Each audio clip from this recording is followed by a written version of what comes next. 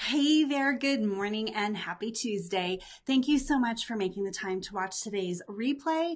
If you are, please drop a comment below. Let me know you're watching. And if you've got any questions all throughout this live, please let me know in the comments. I will come back and answer every single one. I'm really excited about today's topic because I am a huge lover of the Olympics and I'm so inspired to share some of the big lessons that I've really focused in on watching these amazing Olympians and what we can learn about them from our business, for our business, to make sure that we position ourselves for gold. Now, if you don't know me or don't know me well, my name is Carrie Price. I'm a brand messaging coach, helping ambitious service-based business owners find and own the words to stand out, be heard, and make your message roar. Now, if you're joining me live, please say hello so that I can greet you properly. Let me just move my screen out of the way here so that I can see my notes. I didn't want to miss anything, and I wanted to be able to share some really specific stories from the Olympics and the big takeaways from those. Now, I love pretty much any of the Olympic events. Winter Olympics are, there's very few Winter Olympic sports that I don't enjoy watching. I'm definitely a fan of skating and skiing and snowboarding, but then there's luge, and I can watch just about any sport. And we're a little over halfway through. We're nearing the end of the Olympics now. I'm a little sad about that. But there have been some amazing stories and people that I've been noticing that maybe I didn't even know a lot about before going into the Olympics. And I wanted to share their stories with you and what you could take away from that. Okay, so if you're watching me live or on the replay, say hi in the comments below. Let me know where you are watching from. I love that technology can connect us from all around the world, just like the Olympics. So, okay, let me start. I've got four stories, but 5 key lessons that I'm taking away from the Olympics that I want to share with you that will help you position your business for gold. If you were competing in the Olympics of your industry, right, whatever that is, you want to rise to the top, you want to be seen as the best, I think there are some really amazing takeaways that the Olympics will help you with. So, lesson number 1, and I just want to make sure I've shared this live in a couple places. So, yep, just making sure I'm live in all those places. All right.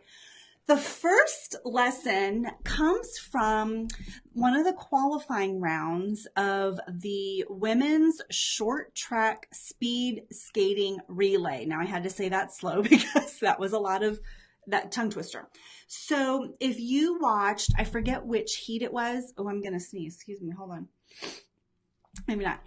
If you watched the qualifying rounds or read any of the news around this, in one of the qualifying heats for the women's short track speed skating relay, South Korea, who was a favored to win, it's 27 laps, and they can relay and tag team in different team members, right, after the first couple laps. So first of all, it's a short track. They are flying fast on their skates, right? 27 total laps to be completed. And I think it was on lap 9, the South Korean skater fell. Now, even the announcer said that was devastating. They ended up at least a half lap back from the rest of the pack, but she got up and she just did her skate. She tagged off to her next teammate, and they continued just to methodically do what they've been training to do. Short version, not only did they come back and catch up, they ended up in the lead with an Olympic record time. So what can we learn from that? In business, we are going to fall down. we are going to feel like we've been trampled on and that we're watching everybody speed by us. But you need to be able to quickly pick yourself up and just do the things that you know you need to do to catch up.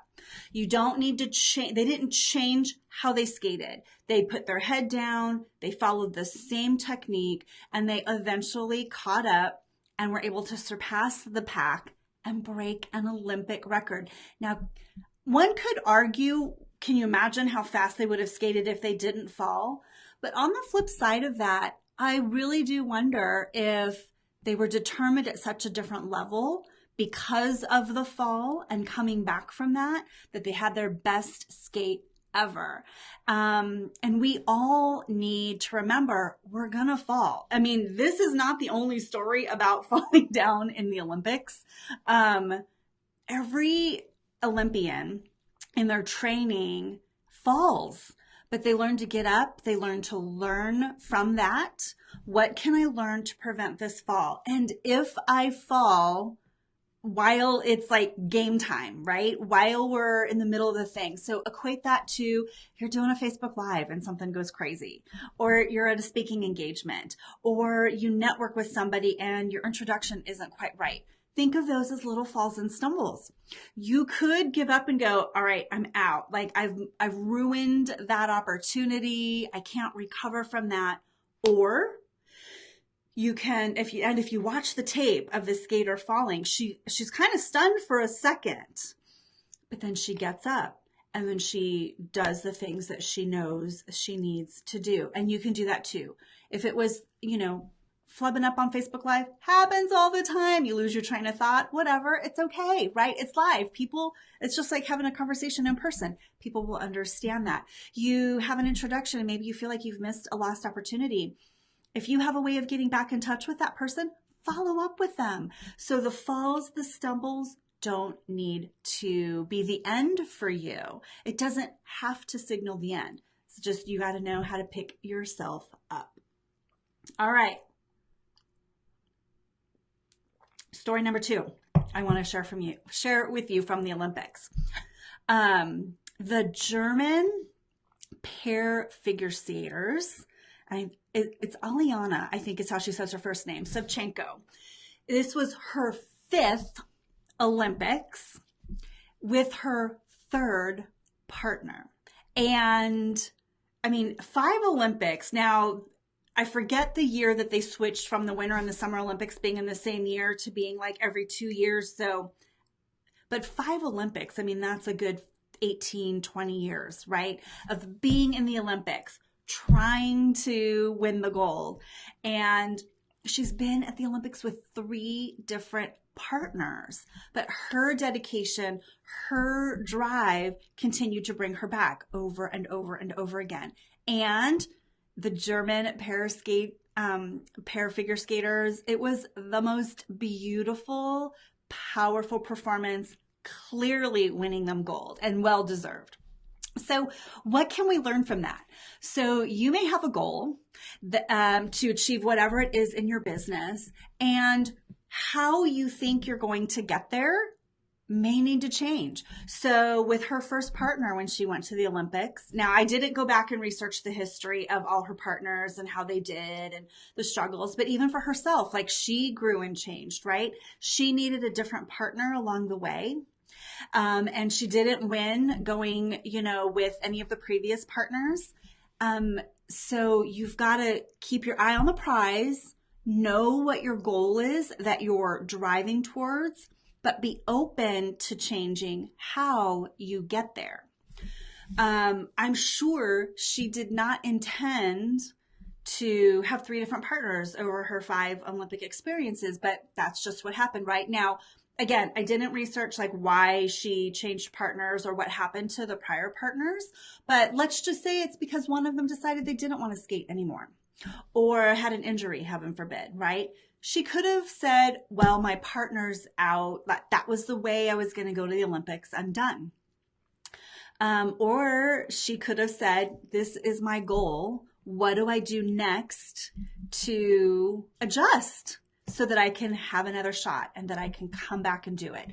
It may have been that she decided she had outgrown a partner and she chose to part ways. So the thing to think about that is find the right partner. Now, that's not literally a partner in your business, although that might be, but it's whatever resources or tools or people that you have supporting you to reach your goals. You might need to rethink that, or the path that you're taking. You think this is the way I'm going to achieve that goal, and maybe that doesn't work.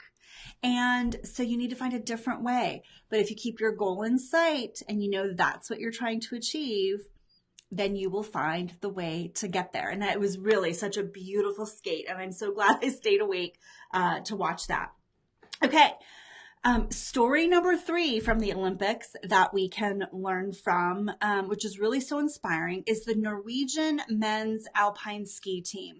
Now, I was doing a little bit of extra research on them this morning, and they are one of the smallest alpine ski teams. And, you know, a lot of the European countries have huge ski teams that they send to the Olympics. The Norwegian team is 5 men, but they are among the most decorated. And I think it was 3 out of 4 or 4 out of, I think it's 3 of the 5 are in the top 4 in the medal standings for their events. Pretty powerful stuff, right? So, but let me tell you what's so amazing about them. They are a small team of 5, and these are individual events. It's not like these are team events. I mean, when you're going down the hill, down the mountain, like you are skiing for yourself, representing your country, right? It's an individual. But they train as a team. They sleep they eat together. They train together. They work out together. They one article I said, like, they sleep together, like they live together while they're in training. So they work together like a team to make each of them individually the very best that they can be, even though they're all competing individually and technically against each other, right? But they train together as a team, even though out there on the race, they're competitors. So what can we learn from that? A few things, actually. One is, there is competition, and competition is not a bad thing. You hear a lot of people talk about collaboration over competition, or you might have heard a rising tide lifts all boats. We are stronger when we work together, not against each other. So collaborate with other people in your industry. You're not going to be able to serve everybody, and neither are they. But if you help each other get stronger, if you help your industry get more visibility, everybody benefits from that, right? But it's also, it doesn't even have to be like a competitor. It's about finding your tribe of support. This is where you'll often see a lot of people invest in mastermind groups, whether they form a peer mastermind or they invest in a mastermind. You're surrounded by people at similar levels, trying to achieve similar things, similar or higher. I recommend that you surround yourself with people who are ahead of where you want to be, or where you are, like they are where you want to be. That's going to lift you up. Oh, I'm losing my sunlight. Hopefully the lighting's okay. But you need to find your tribe that's going to help you be the best version of you. Now, you may all be individual business owners, right? Not partners, like no official financial ties or alliances with each other. But, oh, my lighting is getting kind of dark. Let me know how this looks for you guys. If I need to go turn on my light, I will. But sorry, I lost my train of thought. You need to find your tribe that is going to push you, hold you accountable, and help you be your best self. When you are trying to achieve a goal, you need to find self-motivation for sure. But having outside motivation, support, and accountability, being around other people who are going through the same things that you're doing, help you to really step up your game. You see other people's successes and it pushes you harder. You see where maybe they make mistakes and you can support them, but you're also learning from that at the same time, right? So find your tribe. paid or a peer group. Sometimes it's when you're inside a coaching program, right? You're surrounded by other people who are going through the same thing you're going through. That helps you step up and achieve more and do more because you're surrounded by other like-minded people. I've been so impressed with watching this Norwegian ski team. They're really amazing. They're doing so well. Okay, you know what? I'm going to go flip my light on. If you are tuning in and you don't see me, I'm just going to pop on my light because I lost my sunlight. So let's flick that ring light on. Okay, I'm back. All right. So story number 4 that I want to share with you from the Olympics and what we can learn from that helps us position our business for gold is about the one of the U.S. ice dancing teams, Maya and Alex Shibutani. They are brother and sister, and they are known as the Shib Sibs. So their last name is Shibutani, and I'll tell you a little bit more about them. They so I think this is their first Olympics, but they've won like some world titles, competing in the non-Olympic years. They have hundreds of thousands of followers on their Instagram. They vlog, so video blogs, right? So hundreds of thousands of followers between YouTube and Instagram and their other social media channels. And I never heard of them. I mean, I don't follow these events much in between Olympic years, but I love the backstories of when they're sharing about the Olympians. And they, by the way, won bronze last night. So they are obviously like coming into their fame, like broad and beyond the people who've been following them all along, right? So what can we learn from the Shib Sibs? Well, take people along on your journey, right? I was checking out a couple of their vlogs. They were showing them training when they were in Switzerland and, that where they were driving to the skate rink and they went to the Olympic Museum and they just shared a little bit about their journey and what they were doing to prepare for the Olympics. They weren't Olympians yet, but they had hundreds of thousands of people following along with them. You know why? They're super relatable, you guys. They are really open and honest. They're hardworking. They share their story of everything that they've been doing. Now, they could have not won a medal and probably still will gain tens of thousands, if not hundreds of thousands of followers after this exposure. So here's the other thing, like just in general about these Olympians, some of these people are going to look like an overnight sensation, but that's because we're just now hearing about them, right? The Olympics is the platform that we're going to first encounter them. But trust me, these people have been working their entire lives to have this opportunity. They've been working hard even when no one's watching. They are up, I am sure, at the very early hours of every morning, starting their training. Long journeys. So they look like an overnight sensation, but it is a result of years of consistent hard work. Now, interestingly, I just over the weekend finished reading the book, The Compound Effect, which talks about the very same thing. Success and results typically don't come because of I'm going to go all out right now for 2 months and then bam, I'm going to be successful. It's a series of small, consistent actions that you're willing to take every single day that over time compound and bring you success. So things like putting out a Facebook Live every week, putting out posts on social media, writing that blog every week, even when you don't think anyone's watching, even when you don't think people are relating to it yet, even when you don't think you're getting traction. The fact that you do it every single day, week, whatever your commitment is, one day it will tip over. People will have been exposed to you over and over again more than once. People will have a whole slew of content to go back and look on when they do eventually come across you, right? So I think I shared a couple weeks ago, I had somebody contact me recently who she heard me talk a year ago and hasn't followed me since then, really. But when she was ready, she came back, checked me out. I was still around, right? That's something that I know a lot of people worry about in the online space. Are people here for the long haul, right?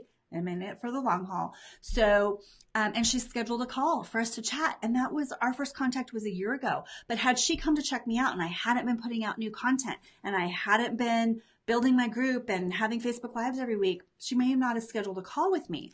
So you've got to keep doing it even when you don't think you're getting the results yet. But one of the best things about the Shib is I look at all the Olympians that I've been watching over the last week and a half and learning about them and their stories. There are very few whose name I remember. Now, I'm going to be the first to admit I am terrible at remembering names sometimes, but they gave me something quick and easy to remember, right? Their last name is Shibatani. Could I have remembered that? Maybe. Do I remember the other American team's name? Their names? No, and that's terrible. But guess what? I totally remember their name because they're known as the Shib. So that goes to how you message yourself, how you put yourself out there. How are you being relatable so that you are remembered? Give people something to remember. They may not remember everything about you, but they will remember enough that you stick. That's building your reputation. Remember, your reputation is your brand is your reputation as perceived in the mind of the market. You have to give people something to hang on to. And the Shib have done that. I look forward to continuing to following them in their career. Now, the bonus number 5 thing that I want to share with you that will help you position your business to gold isn't a specific story about the Olympians, but it's really about all of the Olympians, all of the people who made it to this event that only happens once every 4 years. And they represent their countries and they are the best in the world. And the only way that they could do that is because they each have focus. I talk about this a lot. This is the best example of what it takes to focus and what it can do for you if you're willing to focus. Snowboarders, right? So Shaun White, was this his 3rd gold on the half pipe? He snowboards and does the half pipe. He doesn't ski. He doesn't skate. He doesn't do other things. He has focus and he is the best in the world, right? Skiers don't snowboard, right? You choose one or the other. Ice skaters, like the figure skaters, don't speed skate. Speed skaters don't figure skate. Because it takes so much work and dedication to be the best at what it is that you're the best at, you got to focus and go all in. If Shaun White, the snowboarder, decided, hey, I want to be able to compete in the snowboard and figure skating because I can skate, for him to dedicate all his energy to 2 different sports would make it really hard for him to be the best in either one. He may be good in both, but that wasn't good enough for him. He wanted to be the best at what he does, right? Same thing for your business. If you want to be known as the best and you know that it's going to take time, it is not hey, I'm just going to go all out for 2 months and then I'm like, everyone's going to know I'm an expert. Like, you've got to be consistent, reliable as the expert that you are much more quickly able to do that and more successfully overall if you focus. Own the thing that you're the expert at. Figure out what that is and focus in every aspect of your business, right? Shaun does the half pipe. He doesn't do, what's the other one called? I forget the freestyle. He doesn't do the freestyle events where, right, they're sliding on the poles and they're doing all these jumps and, right, his event is the half pipe. So it's not just that he's a snowboarder. He chose like an area of specialty even within that. Do that in every aspect of your business and then commit to the activities that are going to help you to continue to be the best at what you do and let people know it. Show up reliably, and that is what is going to position your business for gold. By the way, whatever your gold is, whatever your Olympic event is, there's also silver and bronze, right? Now, some people would say, like, why would I shoot for bronze? I'm not saying shoot for bronze, but just know you don't have to be the Tony Robbins of your industry, the one that everyone flocks to, but be the Tony Robbins of your event to your niche, right? So focus, that's all of these Olympians. They have, let's recap some of the lessons. They all have fallen down and gotten back up, right? And it's made them better and stronger. They didn't give up when they fell. They found the right partner or path. Now that partner could be your coach, right?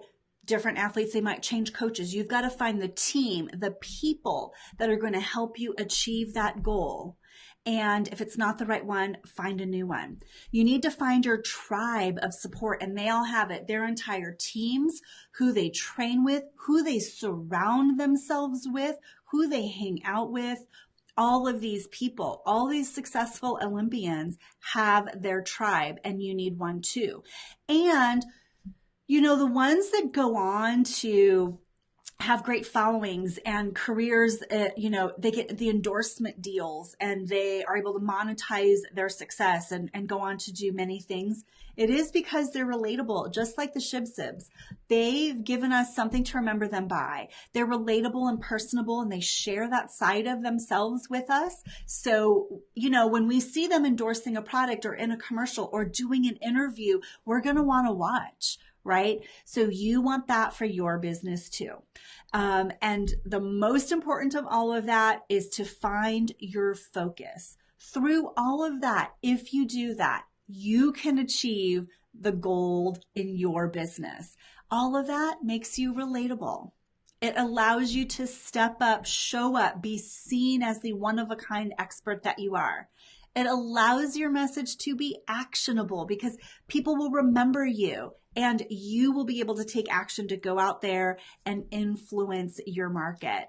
And you will reliably be seen as that expert that you are. So by positioning yourself for gold, it means you need to make your message roar. If you don't feel like your message roars yet, be sure that you grab my freebie of 4 things you can start doing today to make your message roar. You can find that at carrieprice.com right at the top of the page, or go to carrieprice.com/4things. I would love to hear what events you enjoy watching in the Olympics and if you've learned anything from any of them. So drop that in the comments below. If you've got any questions about anything that I've shared today, drop those in the comments as well. I will come back and respond to every single one. I look forward to watching the rest of the Olympics. I hope you do too. And I will see you back here next week for next week's messaging mini class. I'm going to be talking about some of my best networking tips. So if networking is something that you are uncomfortable with or unsure about, I have got tips to make it so much easier. See you back here next week for all of those. Until then, have a wonderful week, and I will see you soon. Bye.